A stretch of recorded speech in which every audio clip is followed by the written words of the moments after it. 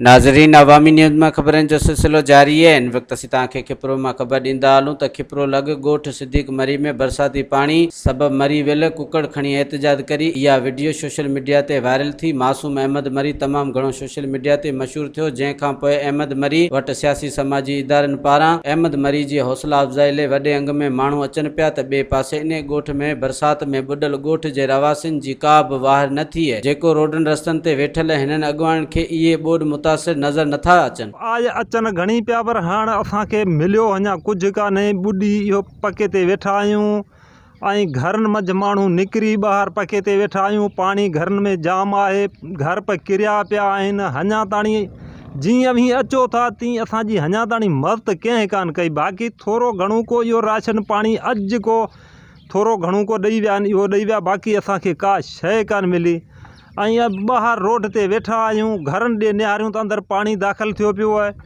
इंतज़ामिया खां कहिड़ो मुतालबो कंदो? मुतालो इहो आहे जे घरनि जो पाणी बि ॿाहिरि निकिरे, घर असांजा जे महिरबानी करे जे ठाहे असांखे ॾियनि त वॾी बहितरी ॻाल्हि आहे। असांजा घर मिसकिन जा किरी पिया आहिनि, असांखे घर जी महिरमत करी ॾे, घर कुझु ठाहे ॾे। पारू परबो जो ऐं हिते मच्छर जाम थी विया आहिनि ऐं असांजो माल बीमार आहे। हिते मच्छर तमामु जाम थी विया आहिनि, उन जे करे अञा को अहिड़ो इदारो कोन आयो आहे हिते मच्छर को मुहारी को ॿियो टियों का शइ कोन थियो आहे। पाणी तमामु जाम पियो आहे। छा था चवनि? न केरु कोन चवनि हिते केरु ज़ारी कोन थियो आहे अञा। अच्छा, अंदाज़े असांखे मिली आहे 18 घरनि 5 कटा असांखे मिलिया आहिनि। 10 किले वारो टो 5 कटा असांखे मिलिया आहिनि, उहा राति मिलिया आहिनि असांखे। आज तक असांखे मिलिया आहिनि।